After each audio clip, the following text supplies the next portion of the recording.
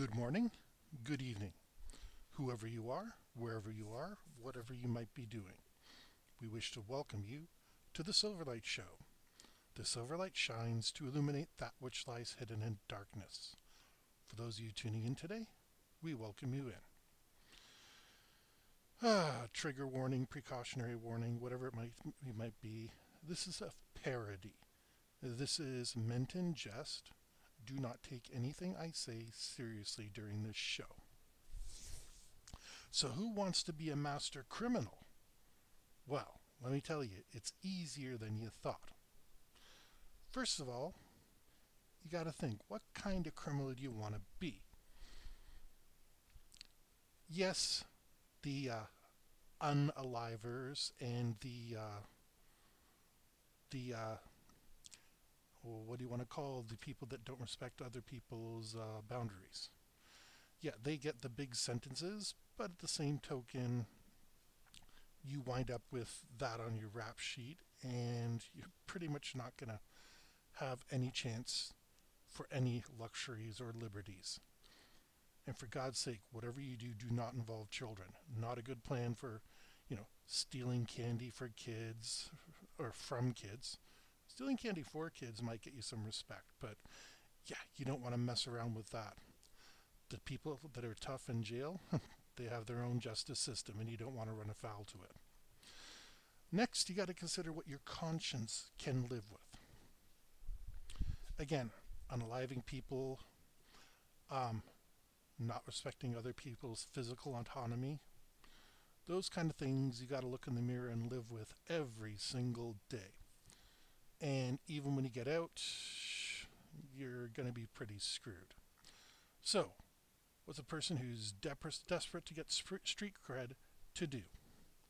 Well, that's simple. Got to look at the so-called victimless crimes. Now, technically every crime has a victim. You steal from a store, even if the store is as good as Walmart and you took $2 worth of stuff, Walmart's still the victim. Even though they made that aisle made more than that in the time it took you to lift it, they're still the victim. So again, you got to think what you can do. Personally, I recommend something to do with drinking and drugs. The reason is you can be picked up for disorderly, and you can get a bunch of disorderlies, and that's going to get you where you want to go. Don't drive with this stuff. Again, we're going for victimless. But here's where you got to do some work. You can't just drink, walk to the end of the party. You can't just drink, smoke some methamphetamines. I think you smoke methamphetamines or whatever you do. Walk to the end of your block and scream at your neighbor at 2 o'clock in the morning. No. You gotta be smart. You can drink. Or if you want to, I don't recommend methamphetamines. It's a horrible drug. But the good part to drinking is eventually a judge is just not going to believe you that you're not doing other things. So you can get rowdy. Don't punch anybody if you can avoid it. Assault, even as a misdemeanor, is a pretty serious felony. Driving without proper insurance papers or stuff like that. Again, don't run into anybody. Stay sober. But that's a good way to rack up some charges. Now, once you get enough of these, then you got to be completely unrepentant. And that's why I'm recommending these particular things in parody. Once you get these things and you get your court date, they'll try to consolidate them and give you an offer if you plead guilty to this.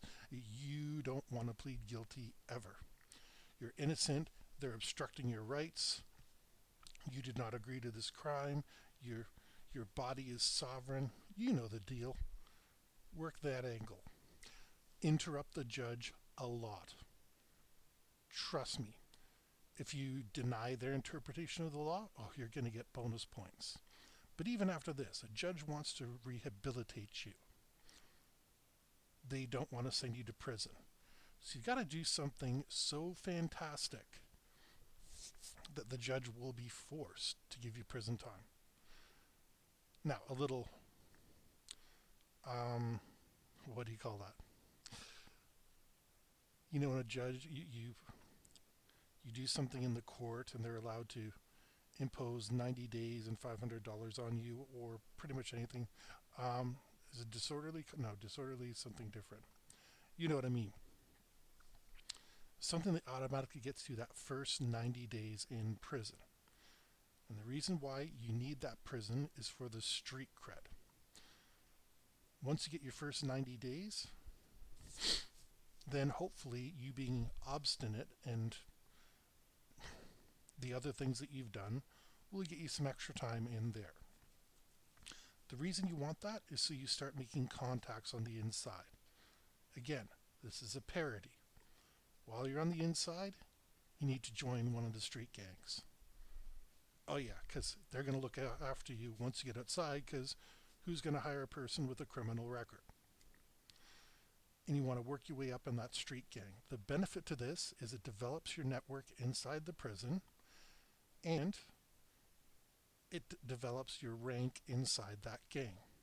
Yeah, your first few jobs are going to be you beat up those pledges to the other gang, and once the warden figures out that you're part of gang A and you've just beaten up gang B, they'll give you some time in solitaire, they'll give you some extra time. Whatever it is, who cares? It's 3 hots on a cot. You want to be in there long enough to give yourself some serious street cred for parody purposes only. Once you've done this for a while, if you've done it right, you should be spending a couple years in there.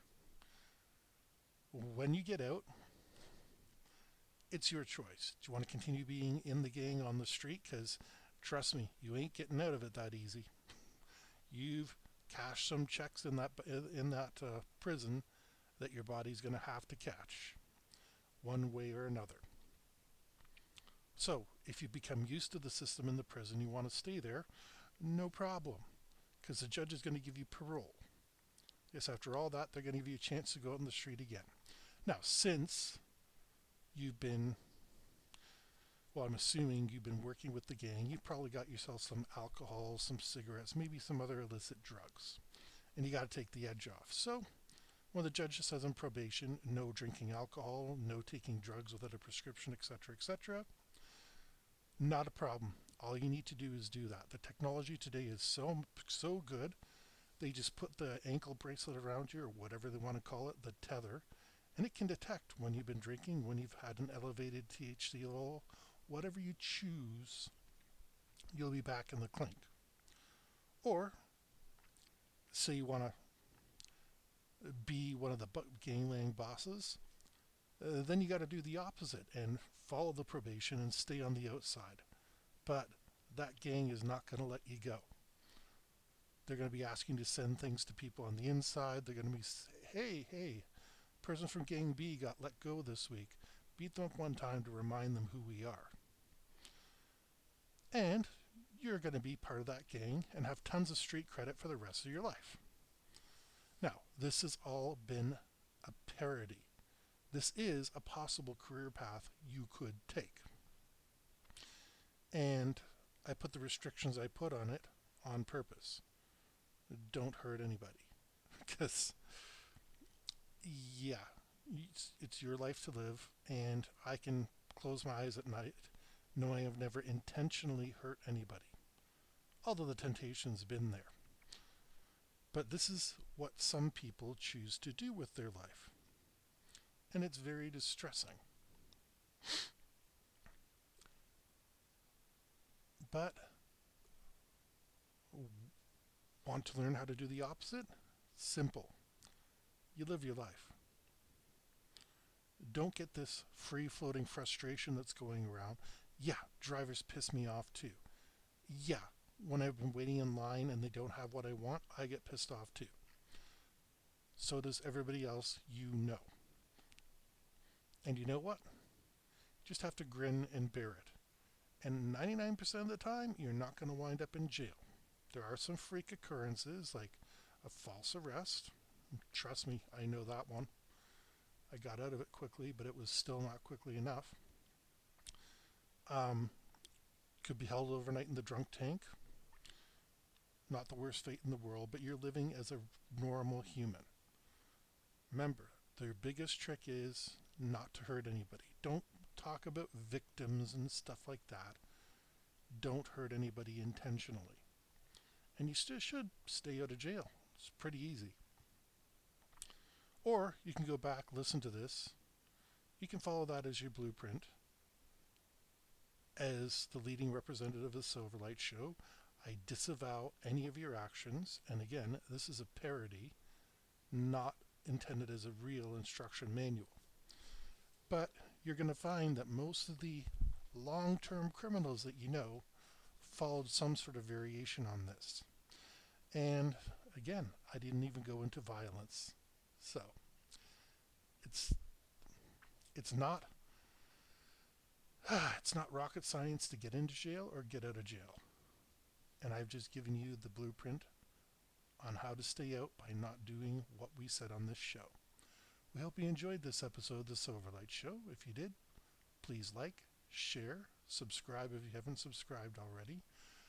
Don't forget to click the icon that notifies you every single time a new episode drops. And we hope you have a fantastic day.